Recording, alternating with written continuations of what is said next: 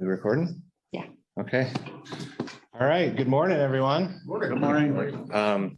I'm Kevin Moriarty, the new county forester. And this is our December Project Wildfire meeting.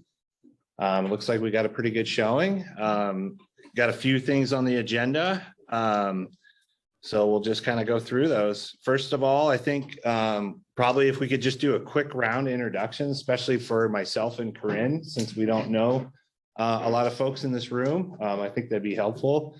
And then after that, I think we'll introduce ourselves and just talk a little bit more about our background and stuff. If we could start here. Lon Lanee with Aubrey Butte HOA. Craig Brown, Deschutes River Woods. I'm David Mormon with the American Red Cross. Carl. My name is Carl Jansen. I'm with the Spring River Road District and also the Upper Deschutes River Communities. Good morning, Joe Stedler, Deschutes County. Bill Chang, Deschutes County Commissioner. I'm just here for a little bit, visiting for Corinne and County's first meeting. Good morning, Frank Heiner, Tilcomb Village HOA. Oh, okay. Cameron Scott, I'm the Federal Forest Restoration Coordinator for ODF Central Oregon District. Jody Barham, I'm the co-coordinator for Oregon Living with Fire. Hi, good morning, Gary Marshall, Deschutes County Fire District number 2 on the executive director. Bob Madden with the Deschutes Collaborative Forest Project. I'm Lauren Street. I'm the Forest Fields Project Planner for Central Oregon Intergovernmental Council. Good morning, I'm Ariel Cowan. I'm with OC Extension. Hi, I'm Diane Holmes. I'm with the Bridges HOA Firewise Committee. Elizabeth Whitey, I'm with the Parks Firewise Committee.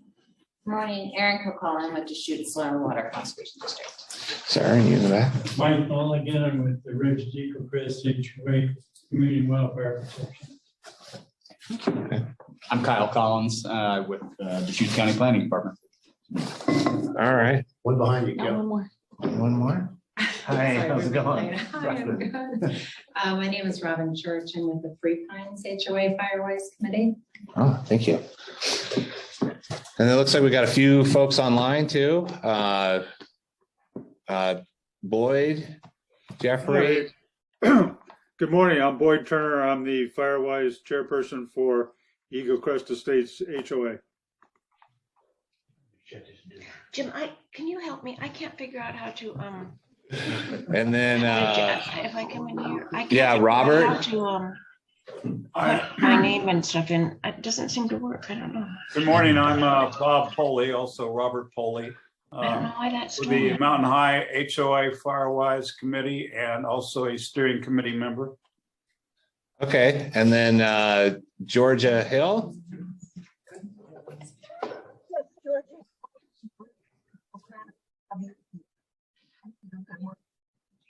Okay, something what's wrong with the volume. Let's see, Boyd. Good morning. I'm Boyd Turner, Eagle Crest Estate HOA Firewise Committee Chairperson. And Jeffrey. I'm with Eagle Crest. Eagle Crest, okay. Patty. Good morning, Patty Gentilomo, Natural Resources Director at the Sun River Owners Association. Okay, and Raymond. Morning. Ray Meow, Deschutes County Rural Fire Protection District number 2 board member and president of the Woodside Ranch Homeowners Association. Nice. Suzanne. Good morning. I'm Susan Holmes, and I'm with the Firewise Committee for Elki Woods Fractional HOA, which is up at Woodgie Creek. Joyce. Yes, this is Joyce Baker from the Community Wildfire Protection Committee at the Ridge at Eagle Crest. And Emily. Good morning, Emily Troisi from the National Fire Adapted Communities Learning Network. And Boone. Good morning, everyone. Boone Zimmerly, Oregon Department of Forestry, Protection Policy Coordinator. Just want to say it's good to see everybody. It's nice to be in a meeting again. Chris Sutton. Okay,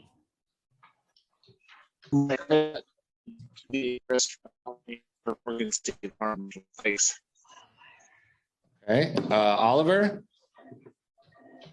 Yeah, good morning. Oliver Tatum, steering committee member, serve on the Rural Fire Protection District #2 board, and I'm involved with the Sundance Neighborhoods Firewise Committee. And Heather?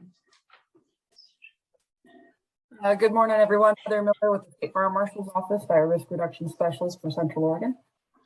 And Chad Hawkins?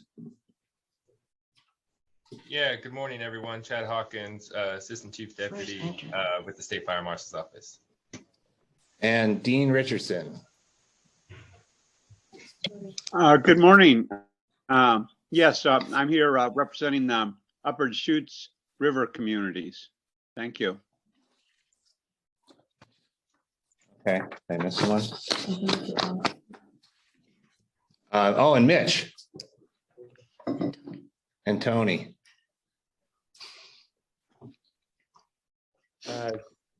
Yeah, this is Commissioner Tony DeBone. I want to welcome everybody. Thank you very much for Kevin and Corinne for joining us. This is kind of the restart of the whole big project. We're in winter right now, but let's do some fuel reduction and cleanup while we can and get ready for spring cleanup also. So great to see everybody. Okay, and Mitch, are you there? Yeah, I'm here. I'm with the Community Wildfire Protection with Eagle Crest. Okay. And then I think Sarah, you joined us as well. Sarah Worthington. Yes, hi, good morning. This is Sarah Worthington. I'm the Climate and Health Coordinator with Deschutes County Public Health. Okay. All right, well, if we miss anyone, feel free to write in the chat that you're here, but we just going to keep going here. I think myself and Corinne, we'd like to just introduce ourselves to everyone. Again, my name is Kevin Moriarty, Deschutes County Forester. I've been involved in wildfire related management in some way or another for about 20 years. My last position was with Bend Park and Recreation. I was the natural resource manager there. I managed all the open space for that organization. And prior to that, I was a fire ecologist and ecologist for the BLM. I worked there for about 6 years. I mostly did NEPA planning. So I did large scale fuel reduction NEPA projects in which we would reduce juniper and other encroaching species off the landscape. Prior to that, mostly in fire operations. I worked for the Nature Conservancy. I was on a wildland fire module, which is pretty unique for a nonprofit to have a wildland fire module. And prior to that, I worked for the Forest Service and did a lot of different positions there, worked on hand crews and engines and fuels crews and things like that. So very excited to be here. This is a great group to talk about some of the issues we have within the county. And thank you for joining us. And with that, I'd like to introduce Corinne. I'm Corinne Heiner. I started fighting wildfire in 2013. Later, soon after that, became type 1 firefighter. I worked for a private company out of Sisters, GFP. And I then went to Oregon State College of Forestry, where I got my degree in natural resources, fire and restoration, and minored in communication. I am very excited to be here and excited that we have a full room today. I've seen some of the recordings, there wasn't always a full room, so I'm really happy that everyone's here this morning. Yeah, great. You want to put it back to the main screen? Okay, with that, we're just doing a monthly program update. Since we're very new to the program, we don't have a lot to update. I think us being part of the program is probably the biggest update that we have. I think some of the stuff that we'd really like to try and flesh out within the next month or so is getting up to speed with who our steering committee members are and their roles and how active they are and what their term limits are. So we have a list of who our steering committee members are, but we're not quite sure if everyone on that list is active or they're still potentially a steering committee member. And we might, I think, have at least 1 or 2 vacancies too. So that's what we're trying to really figure out. So if everyone could help us with that, we'd really appreciate it. If you are a steering committee member, please work with Corinne and get her the information, especially what your term is, like when it started and when it ended, because we can't find any documentation on that. So that'd be really helpful. Yeah, that sign-in sheet should really help with that. So, yeah. I was just thinking actually on the drive here, how great it would be if there were individuals who were members of, say, the city planning or building commissions. I don't know what the right term is, so forgive me for that. But as an example, we have a couple of communities being built around us. One is 50 homes, the other is 116 homes, and there's no consideration for fire. We see homes being put up with wooden fence from one home, connecting to the next home, connecting to the next home, connecting to the next home, and we're in the northwest side of Bend and feel that that's a significant risk for that community, and then it poses a risk for ours. All of the homes are being built also very, very closely together. So yeah. So are you suggesting someone on the planning group as part of this? Well, I don't know who the right person is, but somebody who has someone from City of Bend, City of Redmond, maybe sisters who, you know, if there's a lot of construction, new construction going into a community, you know, perhaps the city councils need to be a little bit more on board with the concept of Firewise and building in a fire ecosystem. I mean, the city citizens. Okay. Yeah. Well, I think that's a topic we can discuss. We might have to table that for now. You know, in some cities, they certify the builders and the landscapers. Yeah. Yeah. Some of the communities in California that have been through the wildfires. Okay. They have to have a certification. Are you in the city? Yeah, I'm in the City of Bend. Yeah. Oh, okay. Okay. Kevin, I have a question. When Yeah. you find out who's on your steering committee and the terms, maybe finding that guiding document for what they're the very specific slots that need that Yeah. you do need filled. I do for have your that. steering Yeah. Committee. Yeah. Yeah, then we can help you if you need help recruiting for those specific, because I know it's guided by that. Okay. Yeah. Yeah. Yeah, it's like there's a county code on how who should be a member and where we So find if them. people have suggestions like this, do they submit that to the steering committee? How does that work? That's a good question. I would think, yeah, probably a direct email to Corinne or myself would probably be the best way to go about that. Just not to take a lot of time within the meeting itself, because that's probably going to be a whole separate meeting or discussion. So yeah, I think that's what great. drives the agenda is both, you know, you got the steering committee and then obviously a larger audience, but the program will work for Project Wildfire, and then the suggestions from the steering committee, or it can come from about anyone else, would go to Corinne and Kevin, and that would drive the agendas. And then, you know, what's important is that if you've got an agenda item, then come in with what the issue is and what the recommendations are for, you know, for resolution stuff. But that's typically what drives the agenda. So, okay. If you want to see the last iteration of the steering committee, there's the steering committee page on the Project Wildfire website. So you can see who was on there before, the minutes and recordings from your past meetings. Okay. No, but that's duly noted. I think that's a great point. I've noticed that myself with the planning and how we're developing these communities. I think we really need to get involved. It looks like we got a question online by Robert. Yeah, could you please take down the agenda? We can't see the group. Oh, yeah. Sorry about that, Robert. Okay.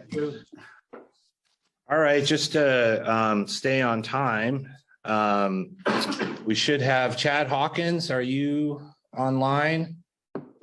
Okay, I see you right there. We're going to have a update on the Senate Bill 762 by Chad Hawkins. He's the Assistant Chief Deputy State Fire Marshal. And he was just going to provide an update on what the status of Senate Bill 762 is. Yeah, thank you, everyone. Thanks for the opportunity and the invite. Really excited to kind of get together with this group because a lot of the folks in the room have participated, kind of to get us where we're at right now. So I'm going to share my screen real quick.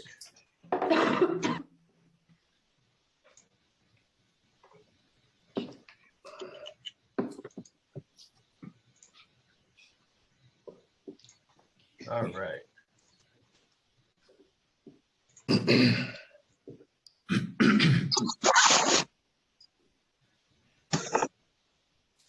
All right, are you all able to see that pretty well? Yes. Yes. Okay, great. So yeah, 762, obviously there's a lot of conversations and changes that have kind of taken part over the last, I will just generally say, year and a half, 2 years. And to get us to the point we were at today, just wanted to kind of reframe where we're at, kind of some timelines associated with Senate Bill 762, and then talk maybe a little bit about the work our office has been doing, and then open it up to folks for questions. So first things first, when we look at kind of 762 and as it pertains to our office, there's a few things. So the main one being the Defensible Space Code development and adoption on a statewide scale. For those of you who may be familiar with old Senate Bill 360, through the legislative process through Senate Bill 762, Senate Bill 360 and the previous kind of defensible space lands that were identified to be improved on ODF lands was replaced with the defensible space standards that OSFM was tasked to develop. And those standards were based on the International Wildland Urban Interface Code as outlined in the bill. And so we went through a robust process. But prior to that, and I would say prior and concurrently to that, obviously ODF was tasked with the development of a statewide risk map. And I know everyone is probably up to speed on, how that process went. There was robust amounts of feedback given to ODF by members of the public and whatnot. And we ended up in a place where ODF felt it prudent to kind of reevaluate, take a lot of that good feedback they received and push out the deliverable date on the map. What that did to the Defensible Space Code is it prevented us essentially from moving forward with adopting it as outlined in the bill. So in Senate Bill 762, it required the Defensible Space Code be adopted by rule in December of 2022. But the caveat with that is there has to be a map to know where defensible space is applied at this point. So long story short, the new timeline is that ODF has received that feedback between ODF, BCD, and all 11 state agencies that are involved or named or outlined in Senate Bill 762. They've developed with the governor's office a robust communication strategy on what the map is, what the home hardening standards are, what defensible space is, and really trying to develop a really good concept product, a communication strategy that'll be effective statewide. And then the timeline right now for the re-release of the ODF map is March. And the hope is between March and September, they can continue to receive that feedback, take some of those opportunities to improve gaps that they may have identified throughout the process, and then codify the map at the end of 2023, September, October, November. And then the Defensible Space Code would then be codified at the end of 2023. But right now, with our stakeholder groups and all the members that participated in our development committee, we had a best practices focus group.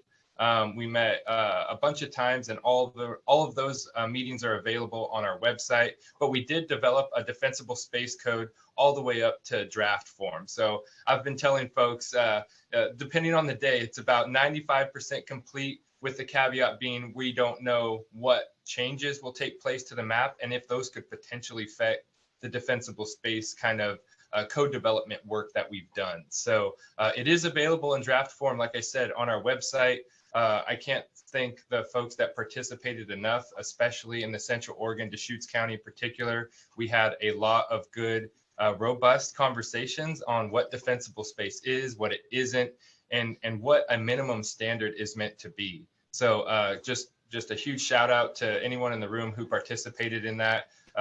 We had several hundred people over the months participate, and then we did 17 town halls across the state where myself and the public affairs folks and the new defensible space coordinator traveled the state and met with about 2,000 residents and heard some concerns and some ideas and some concepts for next steps, which I'll get into here in a minute.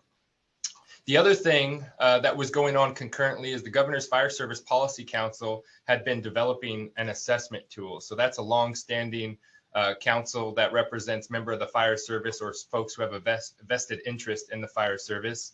And they had a task group formed to look at an assessment tool that could be utilized prior to the implementation of the Defensible Space Code, where the insurance representative from the State Department of Financial Regulation, Building Codes Division, Fire Chiefs, Fire Marshals Association, about 17 agency members participated in developing an assessment tool that's truly an educational document that can be used statewide for maybe those areas that don't have assessment programs in place or defensible space kind of best practices in place. And so it's really a great educational tool. And so what our office is looking at doing over the next about approximately 4 months since the Defensible Space Code has essentially been put on hold is really use this assessment tool as an opportunity to get in communities, talk about defensible space, develop that culture change and mindset that we want to understand within those communities in regards to defensible space, what it is,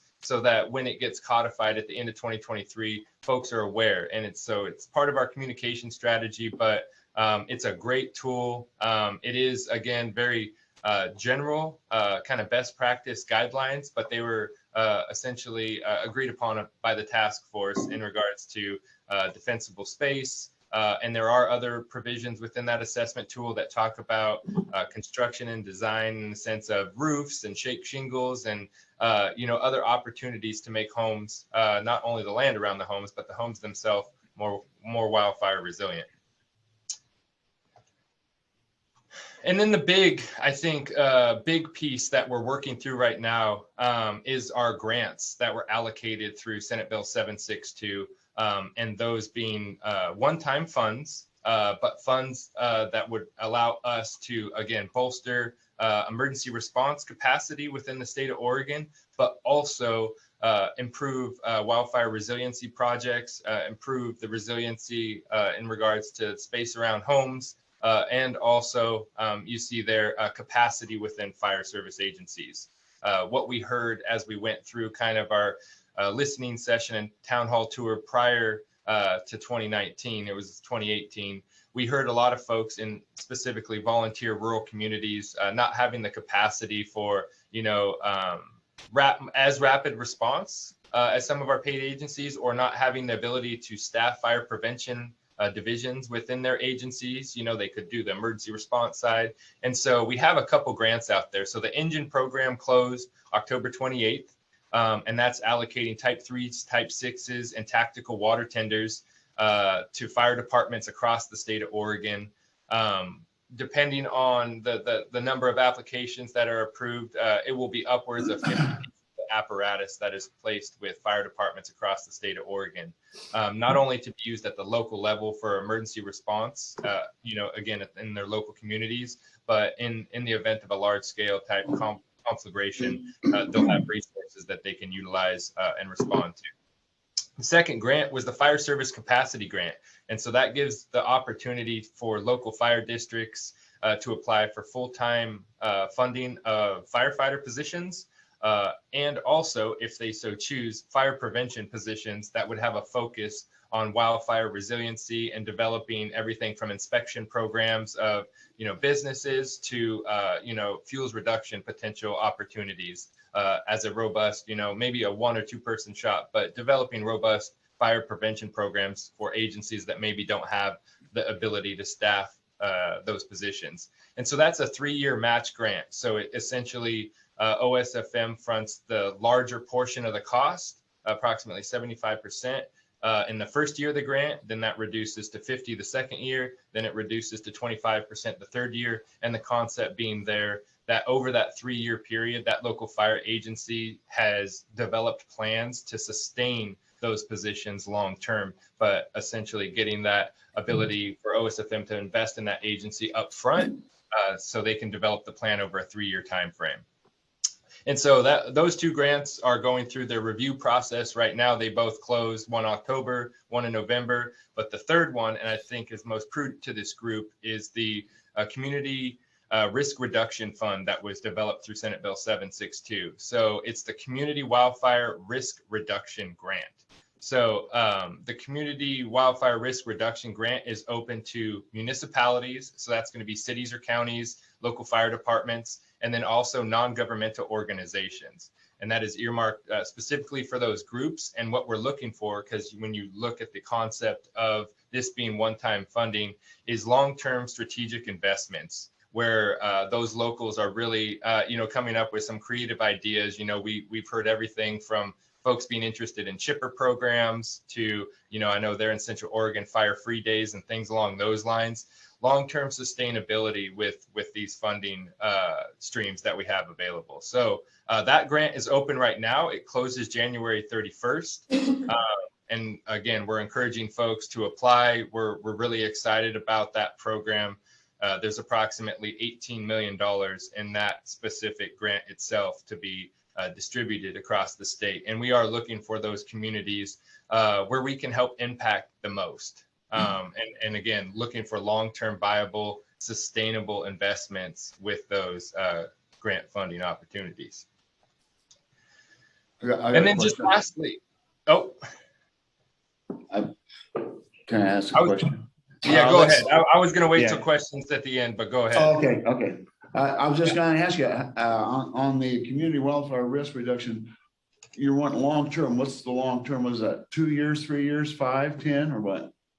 I think that's up to you, because it is a competitive grant. And so it is not, a matched grant. So it's a fully funded grant, depending on how much you apply for. There could be a conversation of, you applied for X, but it was reduced based on, some evaluations. But that's part of the process, is what is long-term sustainability or viability of an investment.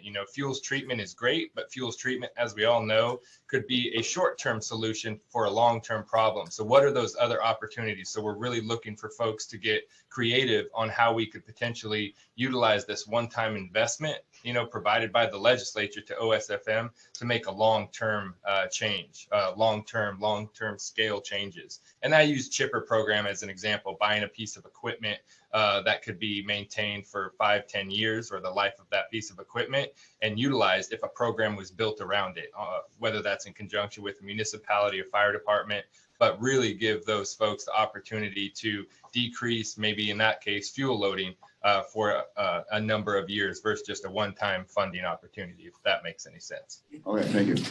Yep. And then lastly, and again, I'll open it up to question, is just sustainability, kind of like we're speaking to. OSFM received that investment of one-time strategic community risk reduction funds, but we also did receive additional staff. So we have our community risk reduction unit with our fire risk specialists, and we added 10 additional deputy state fire marshal FTE positions. And the concept there is we're really looking to get into communities and large-scale community planning, wildfire planning in particular, with our fire risk specialist, and then maybe on that one-on-one scale with residents, doing these assessments or consultative services, getting out into the field, providing folks the opportunity to tell or have us tell them, what they can do to improve their property, their lot, or whatnot, relating to some of those assessment tool and defensible space standards that have been created. So still continuing to receive feedback on everything from our grant process to the defensible space standards that are out there, because again, they're in draft form. We haven't turned public comments off throughout the entire process, so everyone can always provide comment on the defensible space standards as they're written out there. We've received a couple that were awesome, great feedback as it relates to a couple areas. So anyways, just looking to build a more resilient and prepared Oregon in the face of wildfire. We know we are living with fire. We will continue to live with fire. And OSFM is really looking forward to, partnering with communities, Project Wildfire. These are the things that OSFM wants to be involved with, assist with, however we can support. And last but not least, OSFM in the same legislative session that Senate Bill 762 passed, House Bill 2927 passed, which separates the OSFM from the state police. So July of this next year, we will be separated from the state police and known as the Oregon State Fire Marshal.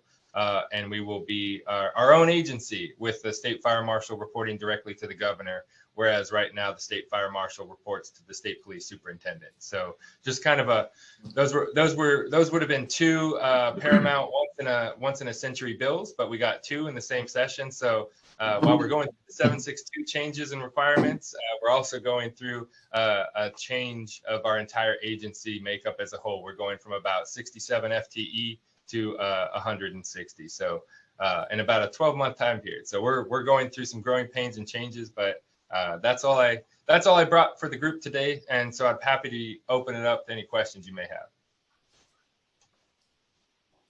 All right, do we have any questions? We got about 10 minutes for questions. Does that grant funding apply to HOAs or neighborhood associations? Yeah, so great question. So anyone that's a registered 501c3. So if they are registered, and they qualify, they are in the category NGOs. They will be able to apply for the grant. Thank you. Yeah. Just something I'll add. Thanks, Chief, for that presentation. Group that Jody and I represent, Oregon Living with Fire. So we have a co-coordinator that person specially is a grant writer. And so we are just finishing up a great grant now. Got a meeting on that this afternoon, but the plan is for Jennifer's already looking at the criteria. So to work with Project Wildfire, this steering committee, HOAs, rather than everybody jumping in the pool and splashing out the water, hoping to have one grant or maybe a couple grants that would be inclusive of this landscape. And so we're already starting on that application, and once we get that a certain point, then we'll be coming before the Deschutes County Board to request permission to apply for the grant. I think that probably a non-rebuttable presumption that would be approved, but our plan is good. Yeah, that's good. I think the other one is that what's clear is that it's more of an award than a grant, which is really good, because certainly in the sensing that the State Fire Marshal Office did throughout the state, they realized pretty quickly that the places that need this the most, they don't have the capacity for match. Yeah. $1,000 for 5,000 or 10. So this is a grant, but the key words are long-term sustainable investment. And I think about Fire Free, I think about Project Wildfire, I think about all the other things that we've been doing the last 20 years. Then that's, so we already have systems in place. And so anyway, just to let you know, we'll be working with Kevin and Corinne and this committee and others to try to put together at least what we perceive to be our share of this. So yeah, let you know where that's going. Yeah, and I can't agree more. I think that was the concept from the very beginning when it came to these funds. As we all know, as we've all applied for maybe some federal support as far as grant opportunities, there are a lot of restrictions, requirements, deadlines, and things like that. And we did want to make it, number one, no match directly to those folks that applied if they were successful in their grant application, but also not burden the process by having other requirements, whether it be reports and these things. There will be check-ins, that will be required biannually once the award is received by that agency or NGO, but trying to make it very easy, very streamlined, so it doesn't affect someone, like you said, from not applying because there's a match or there's some policy process that they're unable to meet. And it could just be a staffing thing as well. And that's why in the grant, there's administrative costs allowed in it as well. So. Okay. It sounds like Raymond, you had a question? Yeah, Joe, bring me out here. How does an HOA apply to you to try and get included in your grant rather than writing our own separate one? Well, you just did, Ray. Oh, I'm glad I got up this morning. Thank you, Joe. Well, and it's a good question. I mean, you know, we've got lots of communities, neighborhoods. I think we had 27 or 29 applicants for the lottery thing. Those are potential. So we'll be outreaching, looking at how we blend those programs together and looking at what those investments are. But I think the long term is, and then, you know, we can come up with all sorts of, you know, suggestions in the application. I mean, you think of how long the Fire Free program has been going. Think about how, you know, the lottery grants, the grants we've got here. So we've got systems in place that's been sustaining for 20 years. So, you know, and we could leverage this particular state farm marshal grant with the future lottery grants. There's lots of opportunities. So we'll be putting all that stuff together. So if for some of you in the room, I'm glad to see some faces of all the emails I've been trying to deal with the last couple of months. But you know, those are, you know, potential, you know, as part of the package. So and Woodside Ranch Ray would certainly be a community that we would include in the application. So one more question, Joe, if I may. China Hat being a fire hazardous area now, increasingly so.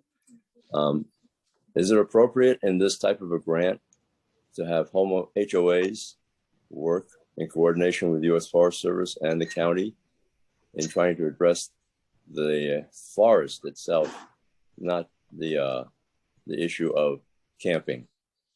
Well, I think in my mind, that's you know, the conversation with the Forest Service, but I know for a fact that the Deschutes National Forest was one of the top 10 areas that identified Forest Service 10-year strategy. So I know that was 3-year funding, and I suspect that, and I know there's plans in place to do, you know, fuels treatment, you know, not only in China Hat, but basically around Bend and Sisters and other communities at risk. And I think that's probably the appropriate way to deal with that.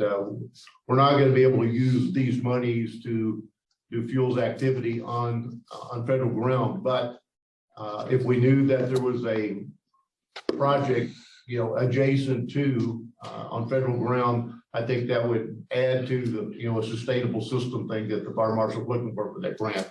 That'd be my take on it. So just to confirm, HOA should work with you as opposed to directly apply. That's what he's saying. So can we get your information at some point? Exactly. Sure. Yeah, and if you for some reason can't get it to Joe, you can always just email Corinne and myself, and we can coordinate. Kevin that, and Corinne and I are working together on this, so we need a. So whatever's the easiest. Yeah. So looks like Dean, you had a question. Yes, thank you. The Upper Deschutes River Communities is in South Deschutes County, mostly in the Three Rivers area south of Sun River. And we're a 501c3 organization, but there's a couple dozen different communities in this area with different levels of organization. Some of them have homeowners associations, some of them may be a road district that we can communicate through, and some of them don't have anything. So we've been trying to assist these different communities for a number of years now. And I was wondering, would the UDRC apply for the community's fire risk protection grants and be able to help these communities that don't have a 501c3 kind of as an intermediary? Thank you. Yeah, I think if you are the application, you are submitting the application on behalf of the, you know, the not-for-profit. I think how you utilize those funds will be number one, up to you.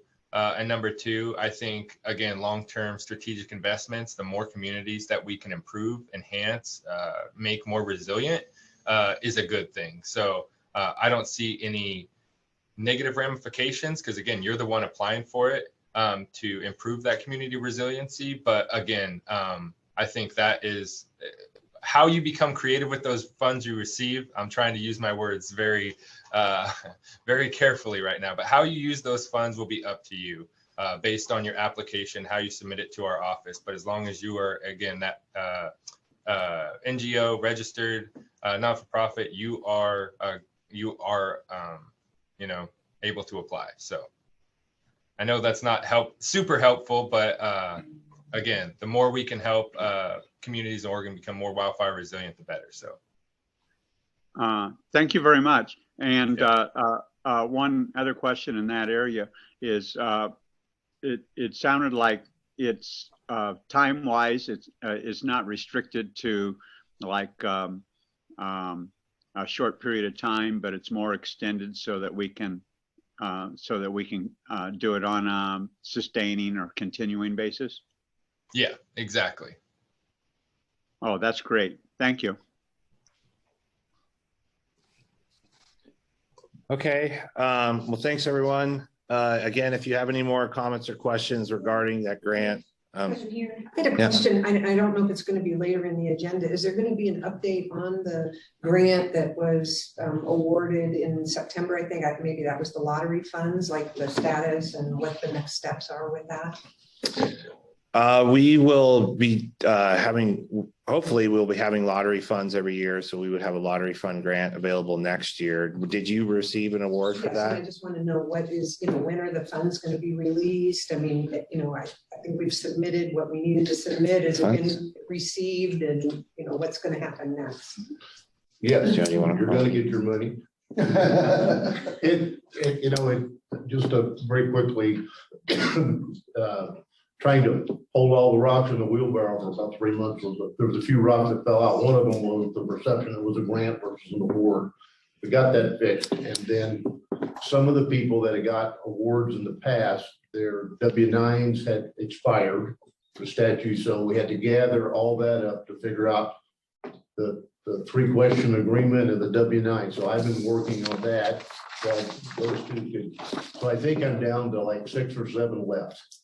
And so my plan is to get those and get that award going before the year's out. That's my plan. I have another question for Chad. I'm Ariel Cowan. I'm with OSU Extension. I just had a question about the codes. So if anyone wanted to submit comments on the codes, I understand that we're waiting for the map to be re-released in March, but if anyone wanted to submit comments before then, could that happen? And who we would submit that to, and what the anticipated timeline is for feedback after the map is being released. And then also to follow that up, that those codes are very different from NFPA standards, and just wondering why they're not as strict as NFPA standards. Oh, that was a lot to unpack. I appreciate you. My seat just got a little warm, so hold on a second.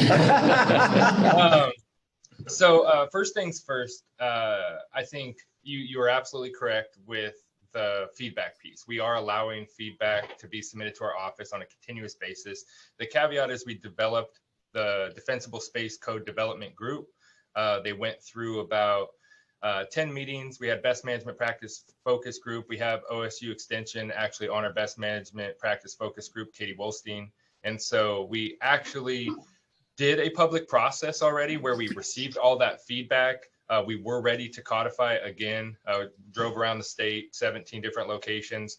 And so we felt we had received enough feedback and support with the group, that was participating in the development to be at that 99% point.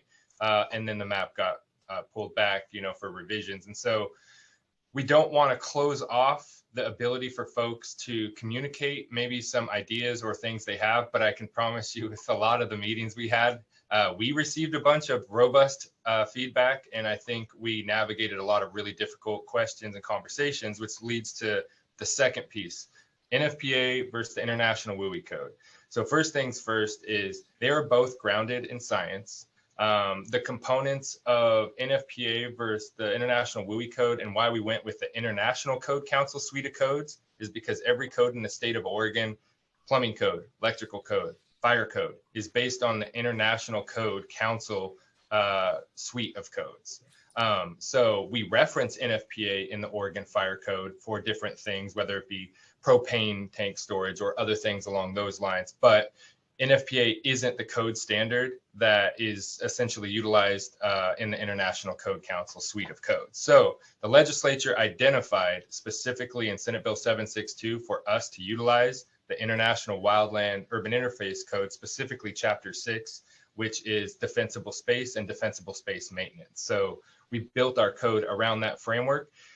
And codes on a statewide scale are meant to be minimum. They are not meant to be stringent. They are not meant to be maximum codes. They are meant to be baseline codes saying if you drop below what we set forth in the Oregon Fire Code or what will be known as the Oregon Defensible Space Code, there is a life safety hazard created by dropping below those codes.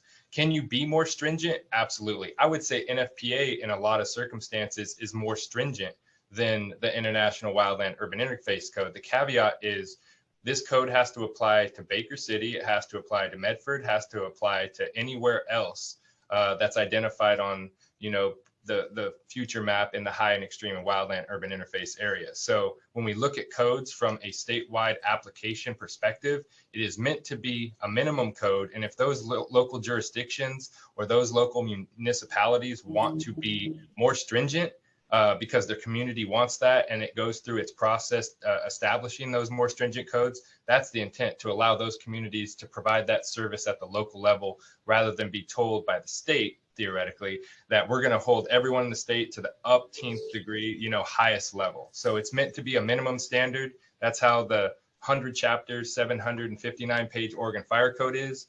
That requires exit signage. That doesn't mean a local jurisdiction can't be more stringent in the fire code, but we again leave that power, leave that ability with the local municipality. So I hope that answered your question, but that was a big one we got.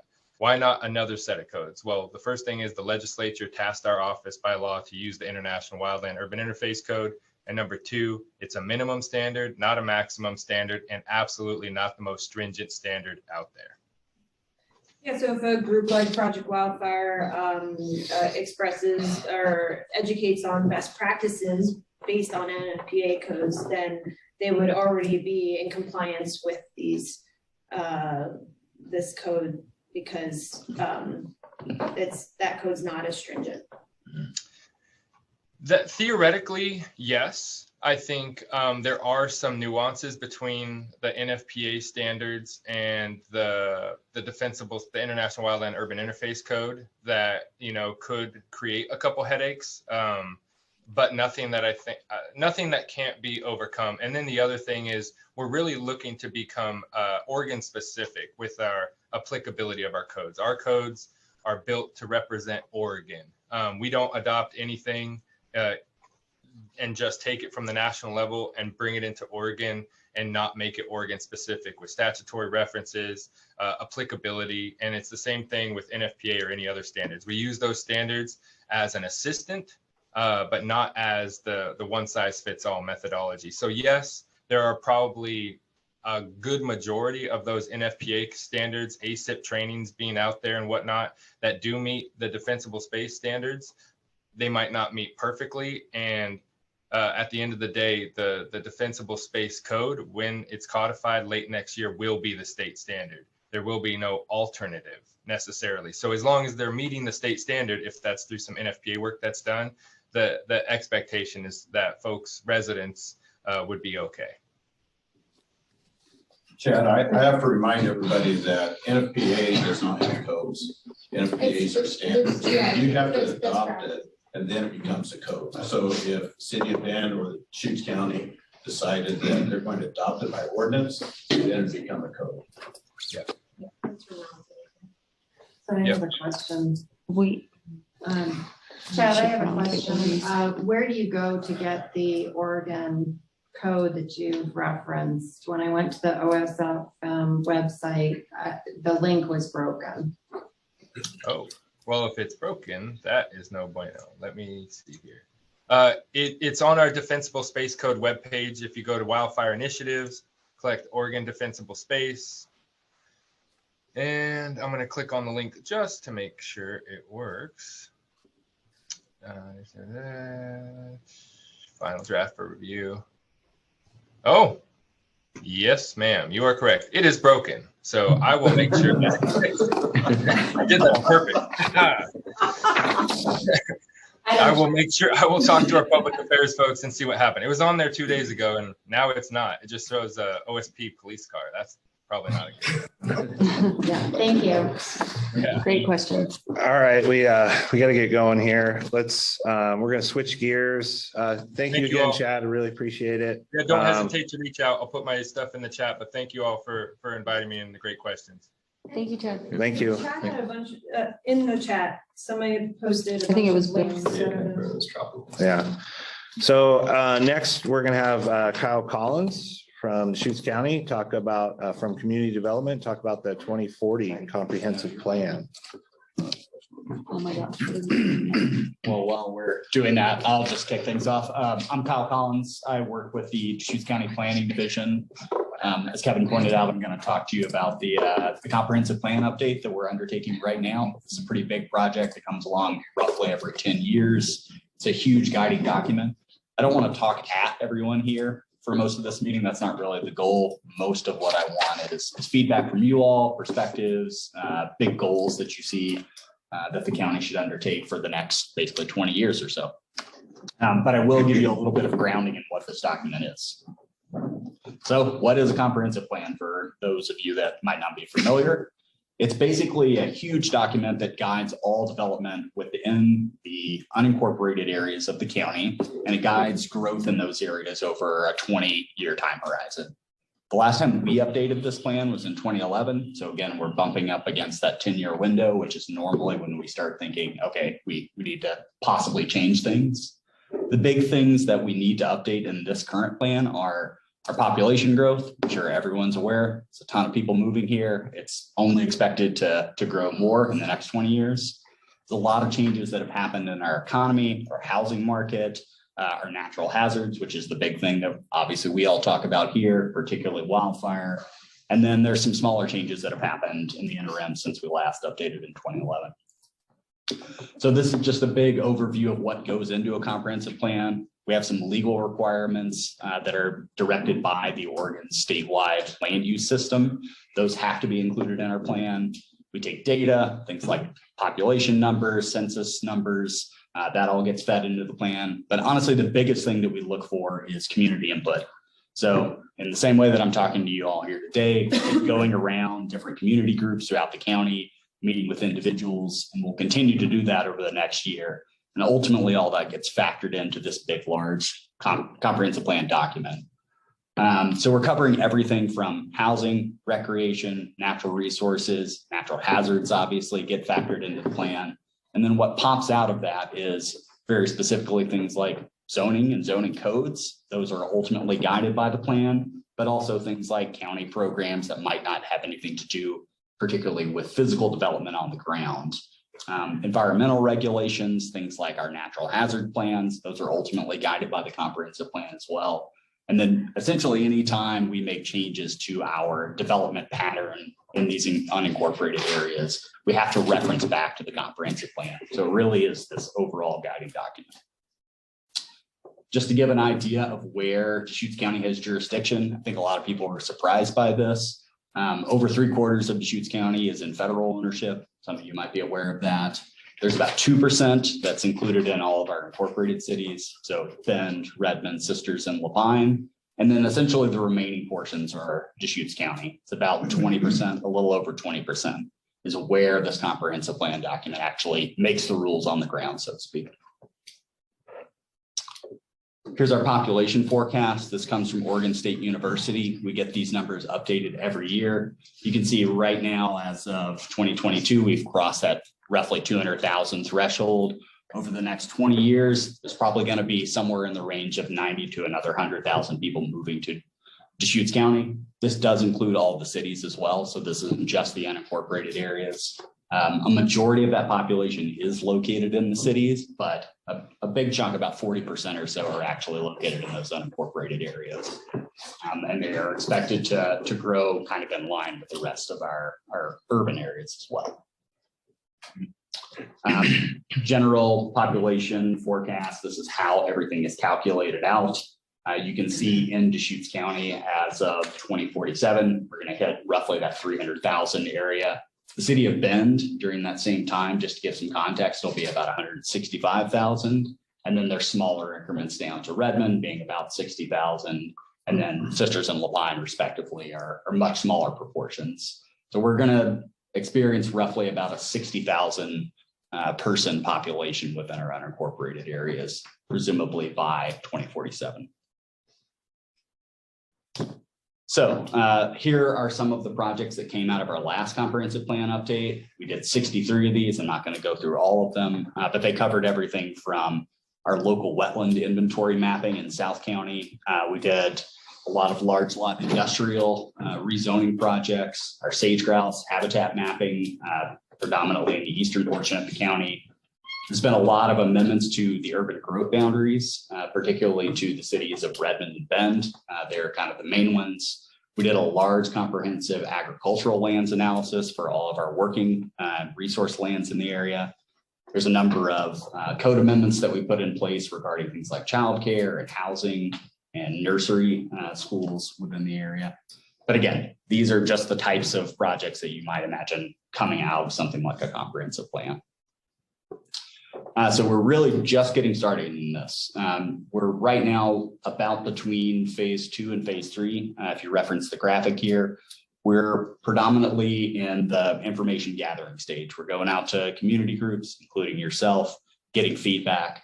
The next stage that'll kick off roughly the beginning of next year, once we're in 2023, is using all of this input to start writing up policies. And then that kicks off a formal adoption process where we'd actually be taking stuff before our Board of County Commissioners, holding public hearings. You'd have other opportunities to provide feedback if you wanted to.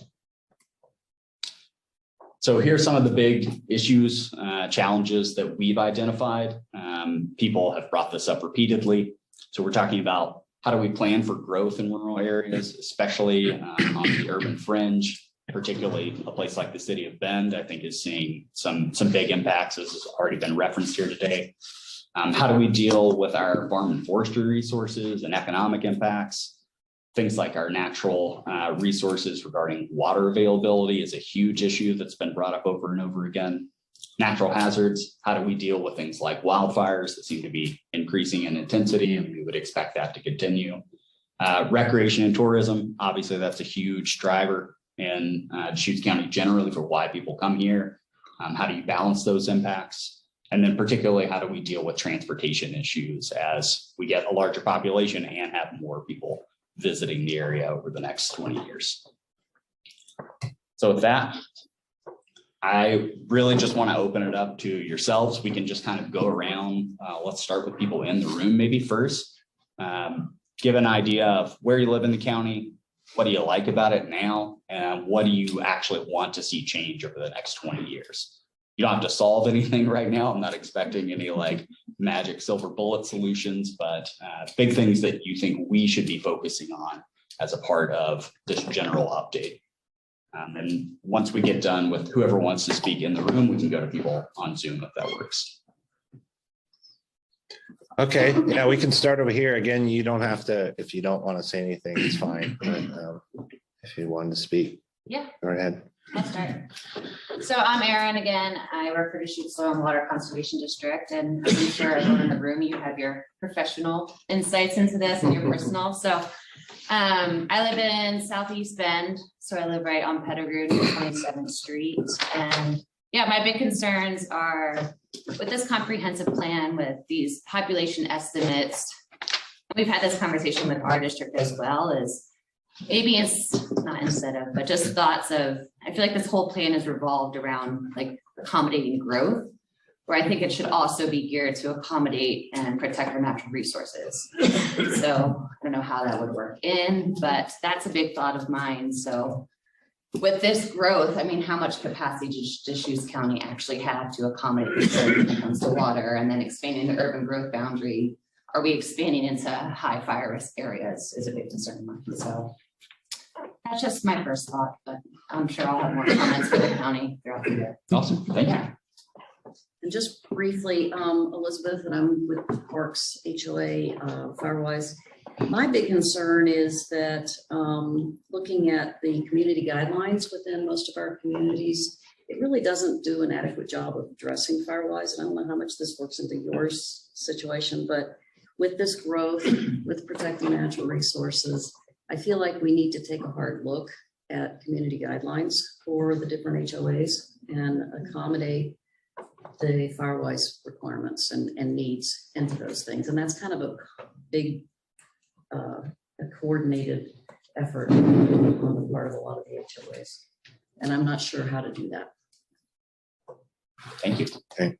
I'm Diane Holmes with the Bridges HOA, and I just kind of go along with this. One of my concerns is I see big ponderosa pines getting just decimated. I don't know if that's something the county can deal with. It certainly impacts climate change, and I think it's just horrible that happens. It needs to be some kind of incentive so that isn't what happens with new development. And then also, along with the HOA guidelines, also for the developers and the landscapers, why aren't they required to plant fire-resistant plants? I see plants going in that it's like they're plants that should not be being planted, and those are going into new developments, and maybe it happens on rural property also.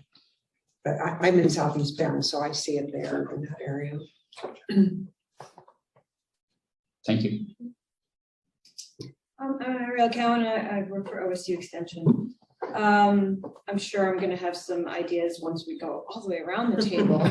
But for now, just some of the things that come to the front of my mind are that going forward, that there's prioritization of updating with building codes in terms of fire.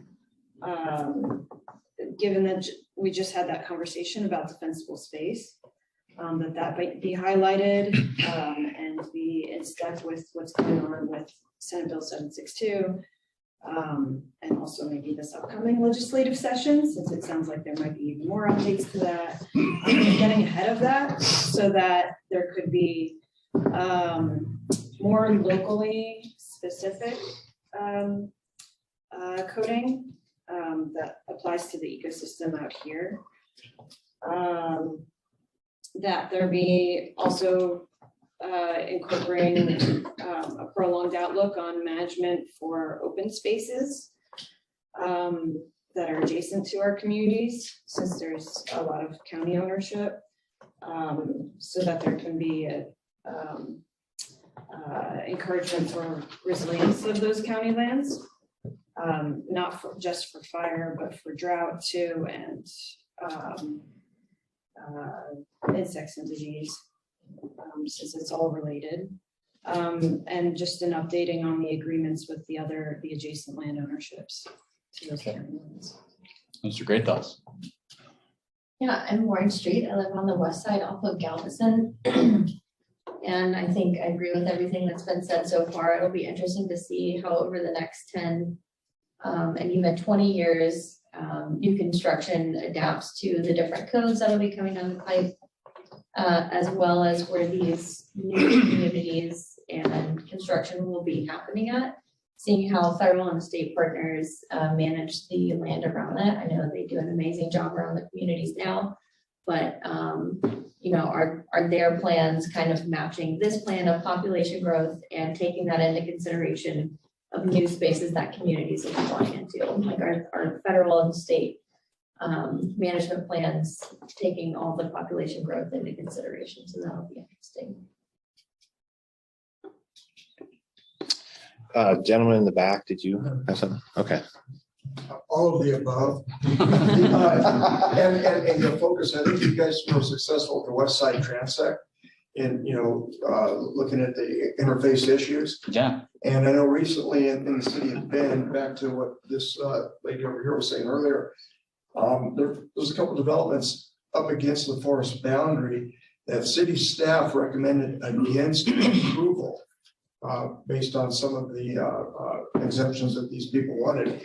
And the land use hearing officer went ahead and approved those projects based on the Senate bill last year that allowed higher density up to fourplexes on residential land. They went with that, and now a lot of these are being appealed to LUBA.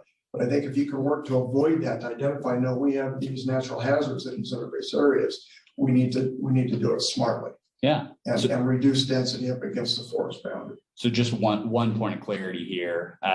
This comprehensive plan update doesn't have any effect on what actually happens inside the boundaries of the city limits. Right, I understand that, Yeah. but what I'm saying is those same pressures are going to be put upon you guys to increase density out there. And we need to look at that as we blend into that natural environment to reduce that impact of density. Gotcha. Thank you. Yeah, Gary Marshall, spent about 35 years of my career as a fire marshal and 8 years in NFPA. And one thing I'm very passionate about, especially within Deschutes County, is that we continue to build in higher density, as we talked about. House Bill 2001 is requiring that for cities over a certain population. Bend is experiencing that, Redmond will experience that. With that, our major configurations throughout the United States and other countries has been with high density housing. And when we look at it, when a fire department responds, we have the capacity maybe to fight 2 structure fires, 3 at best with initial response.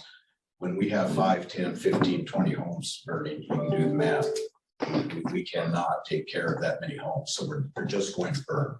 So I think that our future is in how we build structures, just like cities did when they were burning in the early 1900s. They went from wood to brick, they went to stone, and that saved our communities and the downtown areas of these cities as they grew into the 21st century with building codes. I think we have to do that with residential communities now. And I believe that the elected officials, both the cities and the county, need to come together and work with the state building codes division, since that's a mini maxi code that's distributed throughout the state, that we have better building codes for residential homes, because we're going to continue to build those wood fences. We're going to have the arborvitaes when we're on postage stamp lots and homes that are 5 feet apart. We're going to lose homes. And my biggest fear is those inner city fires. It's not so much out in a rural area where you might lose maybe 10 or 15 homes. It's going to be 300, 400, 500 homes within the city. Gotcha. Thank you. Yeah. Jody Bear, living with fire. I live in Bend, and I think a lot of us love the easy access to the natural environment here, whether it's through Parks and Rec or other partners, federal forests and things. I think for me, looking ahead for the comprehensive plan, echoing what we've heard before, I think another component of that is, my concern is the affordability of living here. I think that's something that needs to be wrestled with as we look at planning. So I guess with the comprehensive plan, my focus would be on the fire adapted communities and making sure that we have a variety of socioeconomic opportunities here for folks to live and work in Deschutes County. And I guess then my final component would be, as you look at transportation and planning, looking at evacuation for wildfire is one of those components.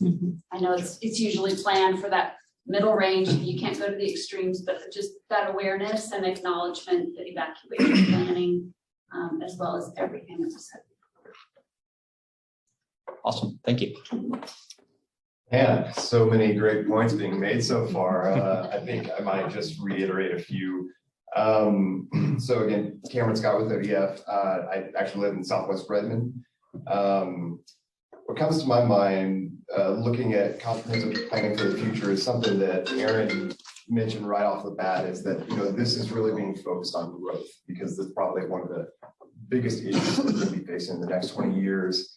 And so when planning for growth, I just want to make sure that special consideration is taken for our, you know, rural and working lands, our farm and forest land, and you know, just being very strategic about how we develop and grow into the future. With expansion of urban growth boundaries, obviously this room right here is going to be very concerned about additional development in the wild and urban interface. So you know, just really thinking carefully and considering how we expand those boundaries if we do. In addition to that, you know, water resources are going to be huge. I know we all know this, and I can't express it strongly enough, but you know, when future developments are obviously going to be using additional water resources, and you know, just making sure as they go through the approval process, they're actually necessary for our communities. Yeah, I'm sure there's more I could say, but I'll go ahead and pass it on. No, it's great. Good morning, Frank Cameron again, Telecom Village HOA. Just two quick points. It's not really fire related, but just what a lot of people have been touching on or reminded me is, number one, in terms of the growth projections, and I would certainly hope that the county is in contact not only with state representatives, but with the labor organizations and the trades and the building industry, because the reality is you can do all the projections you want in the world, but as we've seen historically, homes aren't being built anywhere near the rates that need to be to accommodate, not only here, frankly, anywhere within the Pacific Northwest in California or any high growth area, Austin, Boise, you name it. That would be that. The other really is about messaging within the county. Obviously, I know that you don't have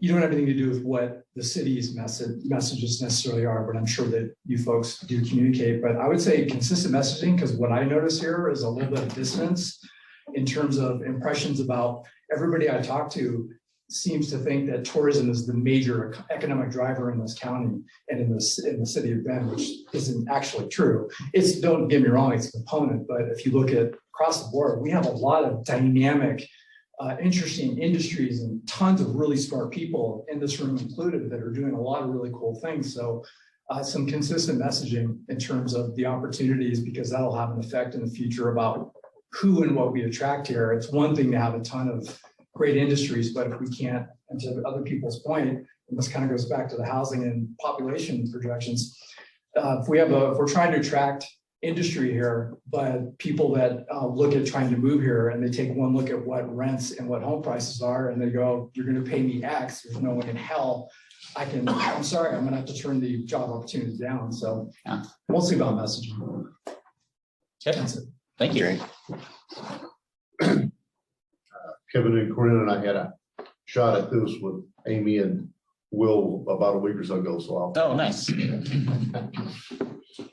I'm David Mormon with Red Cross. I live in East Bend, and I'll take off my Red Cross hat and put on my old forester hat. I'm a retired forester, and I guess the thing I would contribute is just maybe recommending looking at this topic through the lens of sustainability and this idea that economic, environmental, social components all have to be addressed. And if you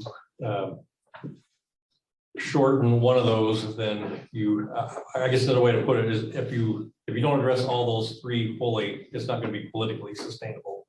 And there are some upper limits, I think, on the natural resources capacity that is going to be a problem as growth continues. And I'll just leave it at that. Okay. Okay, I'm Greg Brown with Deschutes River Woods, and one of my main things is transportation, and I was on the board for the 97 Baker interchange, and that's going to be out probably 20 years. But what it is with Caldera and will go in, and there's gonna be a lot of houses going on not. I mean, they're anticipating like 2 or 3 times the traffic going into there. And I think that should be a higher priority than what they've got. I mean, it's gonna be like $34 million, but it's gonna be needed. And also for Deschutes River Woods, you need an extra exit. I know you've got that on your plan, but you know, it's gonna be at the way down further south than what we'd like it to have, I believe. Then also on fire, we also had a fire on the railroad tracks. I mean, and I know you haven't got anything to do with the railroad, but it's one of those, they're right next to us. And, you know, they cut down their trees and maybe take the limbs out, but then we had this year, we had a fire, you know, fire engine had caused a fire there right next to Deschutes River Woods. And I don't think they're doing a good enough job to take the fuel out from around the railroad tracks. And then also agree with the people about the housing costs. I mean, that's a big thing that we're having.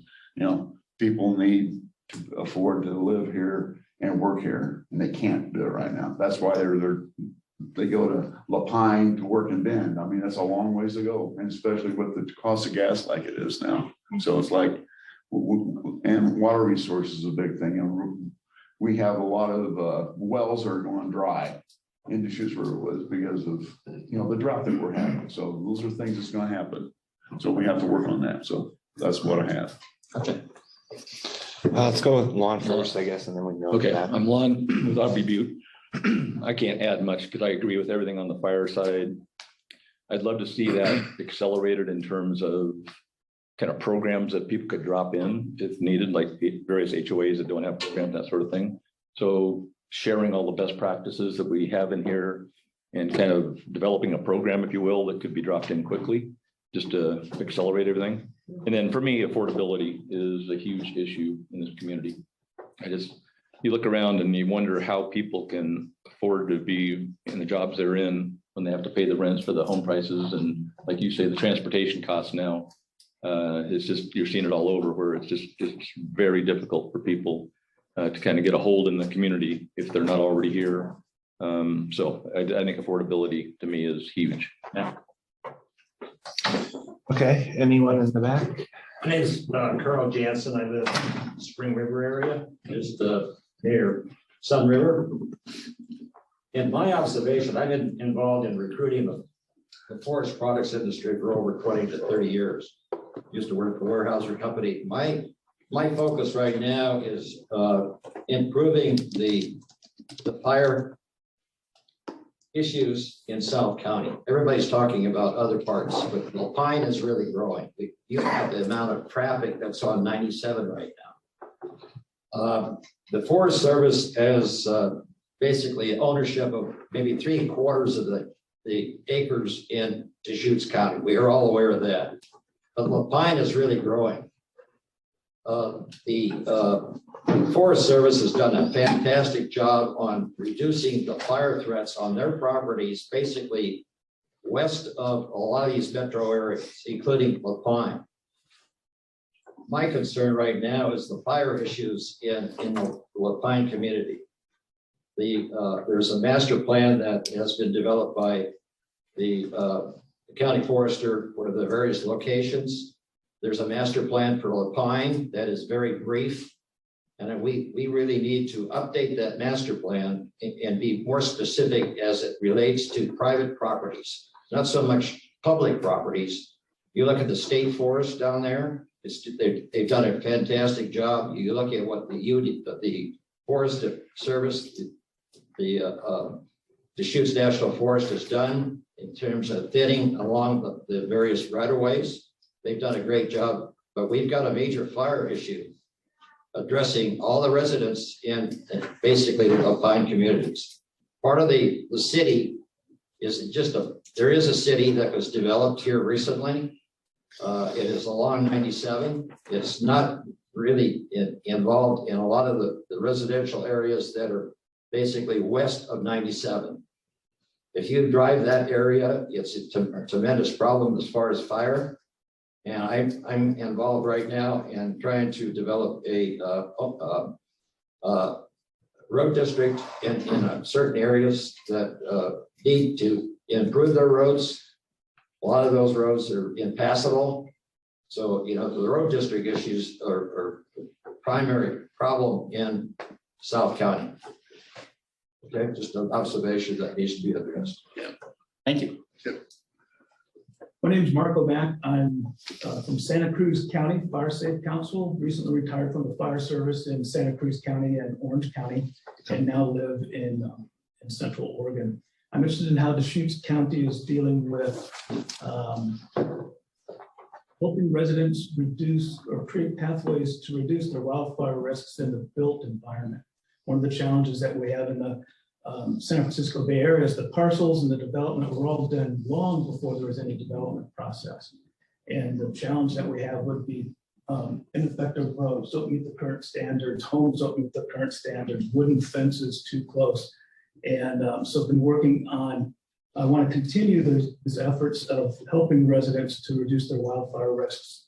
And one of the things that I was envisioning is creating a standard of this is your operational challenge, what your fire situation is, particularly for existing homes. And then these are different levels of mitigation that you can do to get there.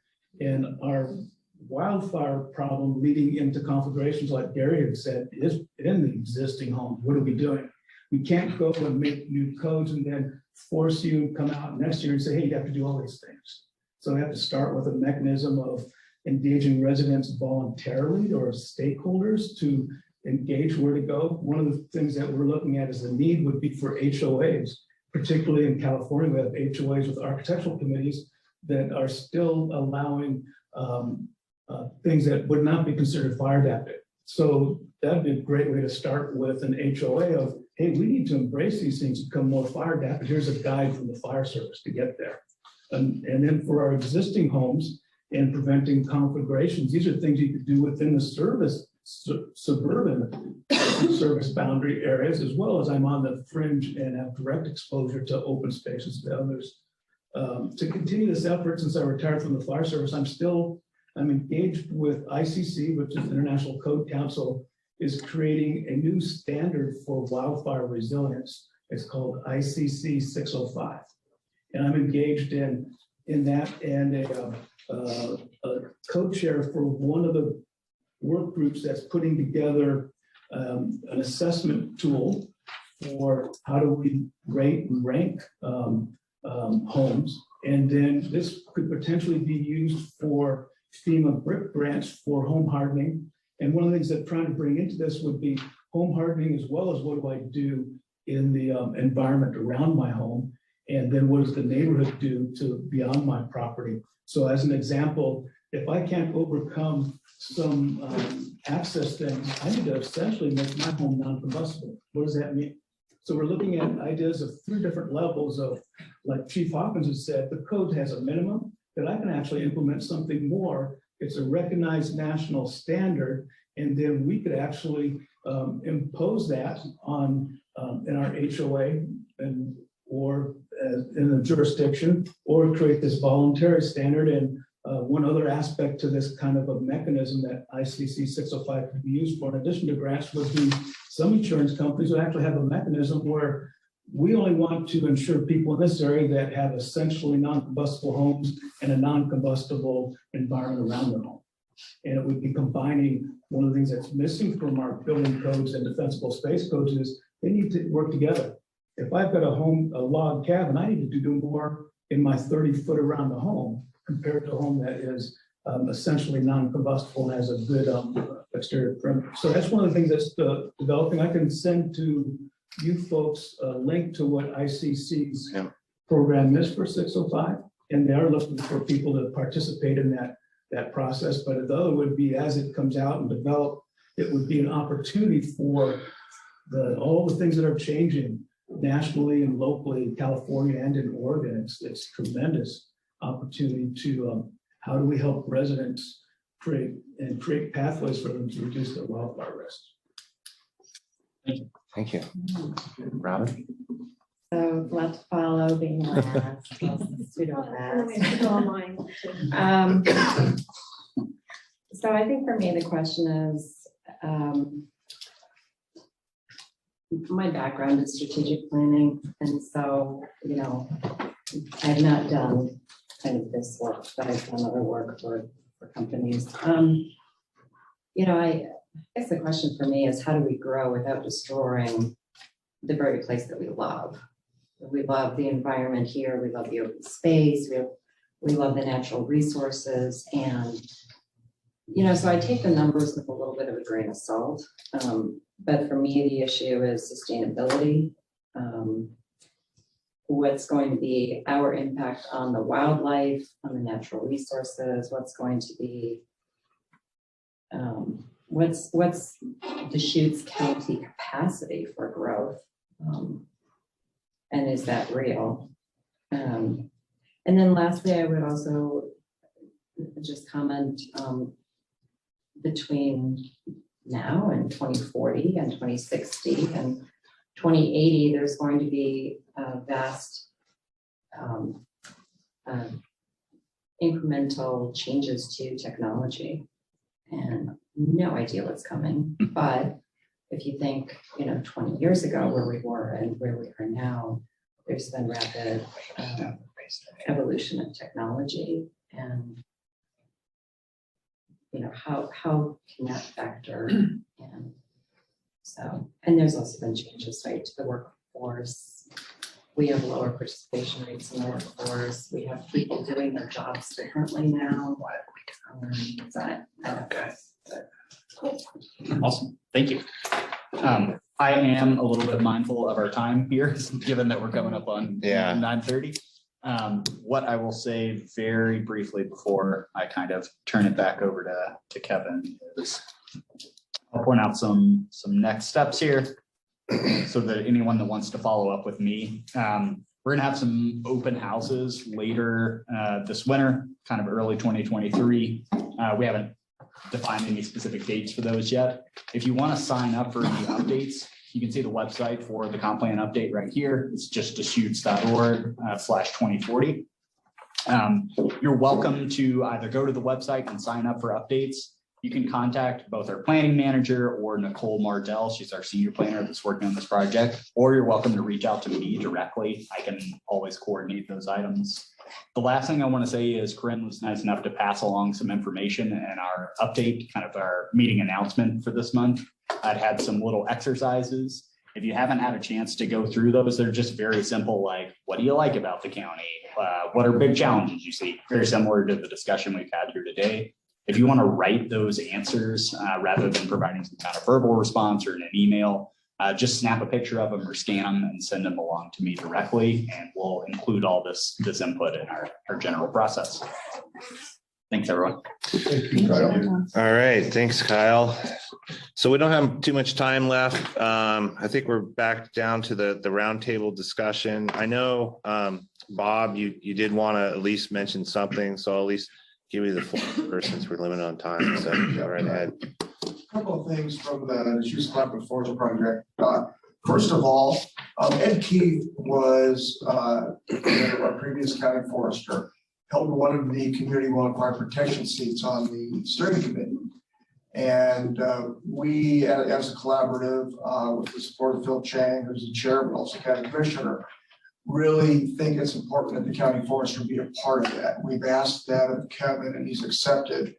And Kevin's background, being a previous federal employee and understanding the NEPA process and fire ecology, is a really good asset to this group. So we support that. On top of that, what I'd like to do, I forwarded a rough draft letter to Kevin, is that we'd like to receive, the collaborative would like to receive a letter of support from Project Wildfire. Now, Kevin is the chair of them, so I'd like to ask maybe somebody else sign the letter. I sent a rough draft to him, but that fulfills the request in the charter that a peer group recommends this position. Even though we've kind of already asked him and he's accepted, we'd like that formality. So I forwarded that to Kevin, and if we get somebody from Project Wildfire to sign that, just a letter of support from Project Wildfire that he's the right person to fill that seat. We appreciate that.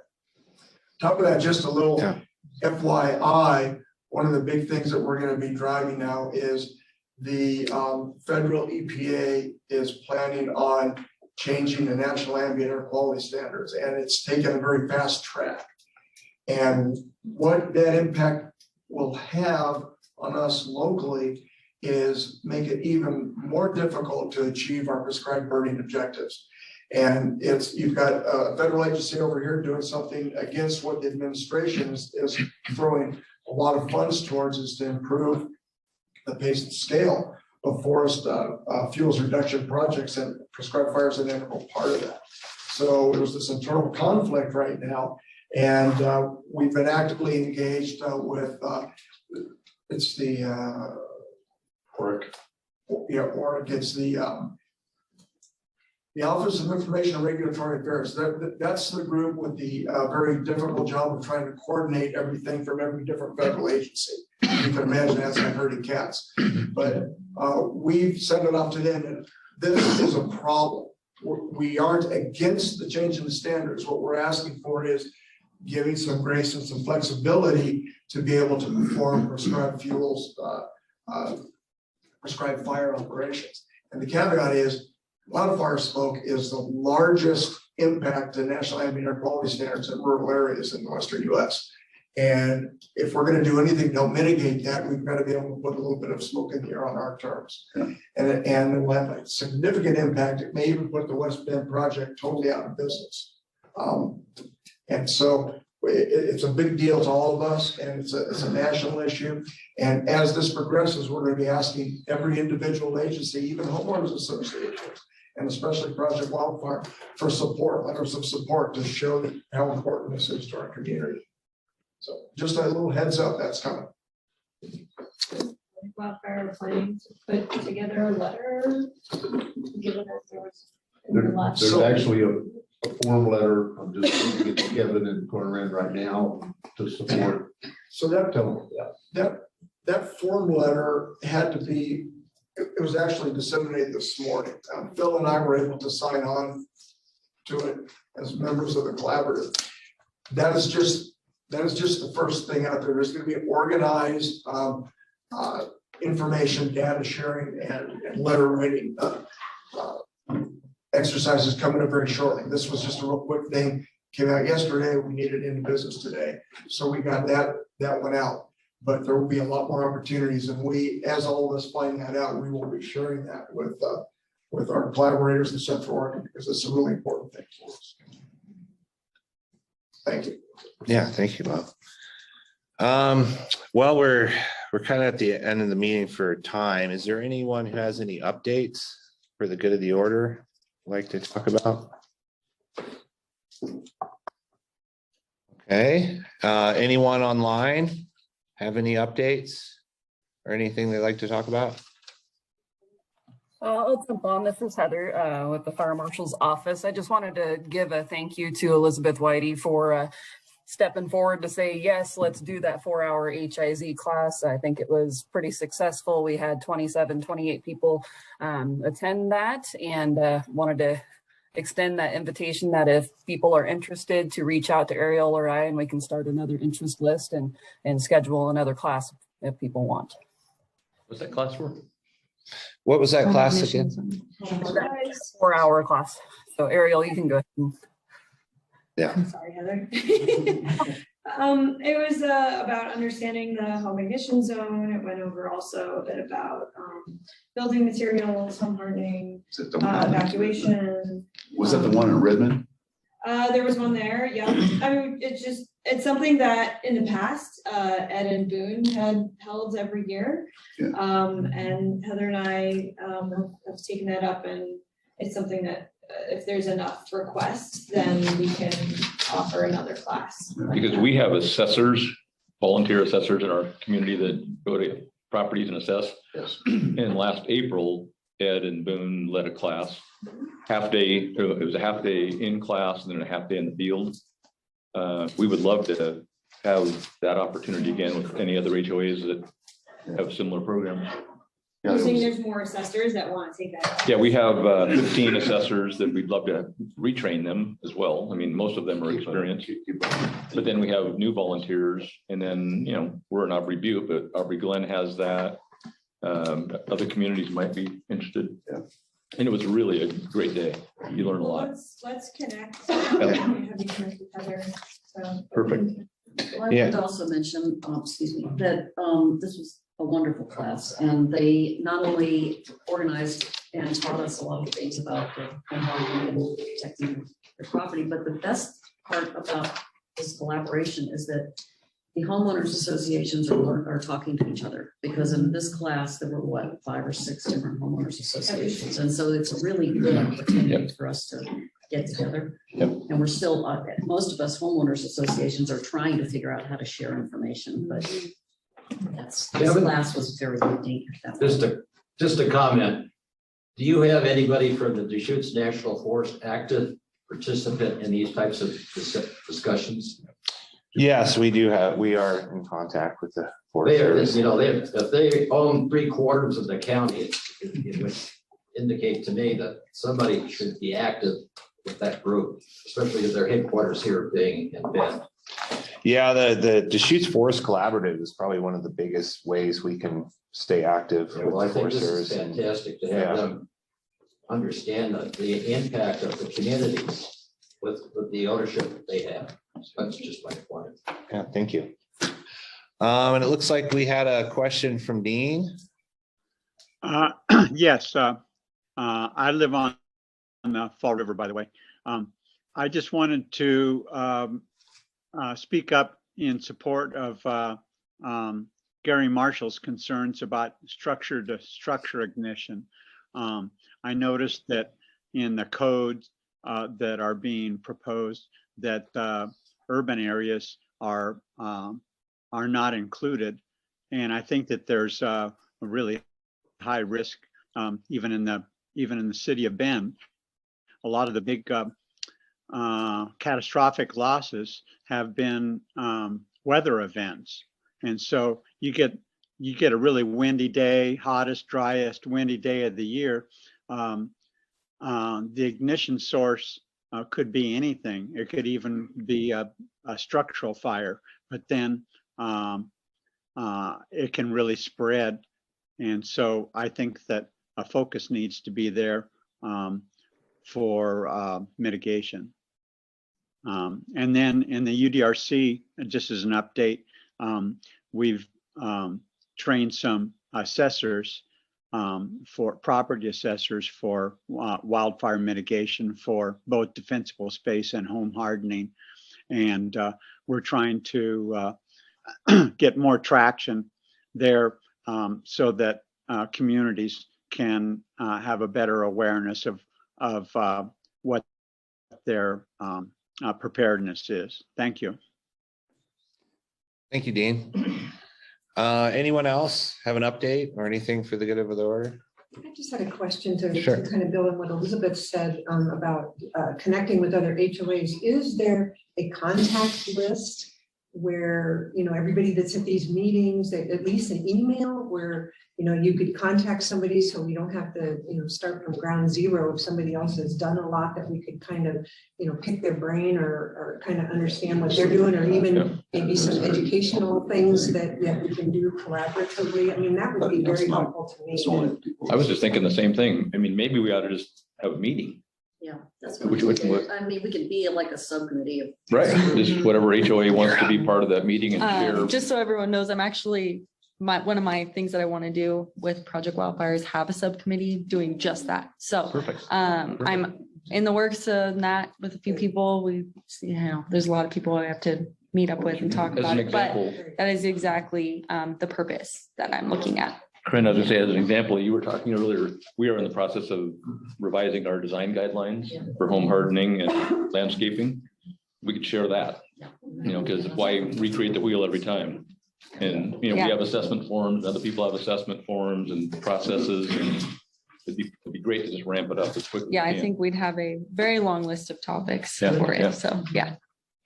One of the things that we're doing in Santa Cruz County Fire Safe Council, which is a state recognized, each county has one, and it's basically a made up of residents from Firewise neighborhoods. And one of the Firewise coordinators created a website where there's like an email chain that kind of goes around and it provides an opportunity of what they, these are things that questions are, someone can answer and respond to. So it was like a closed link of Firewise leaders. But one of the things that one of the Fire Safe Council is doing is every quarter or so do a Zoom meeting or something to bring everyone together. And what this lady was doing as the volunteer to help coordinate this was, you guys are working on this. Tell me what you're doing.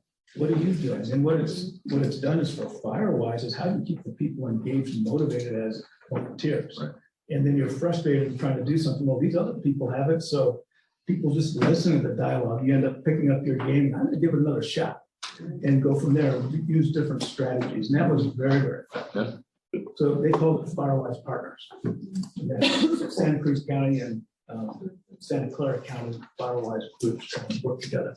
It's awesome. Yeah, that's one of my priorities I want to get going is basically a subcommittee for the HOAs and people involved in the HOAs so that they can have their own discussions and work together, you know, outside of these meetings because we don't have that much time. So that's kind of one of my goals. Perfect. Yeah.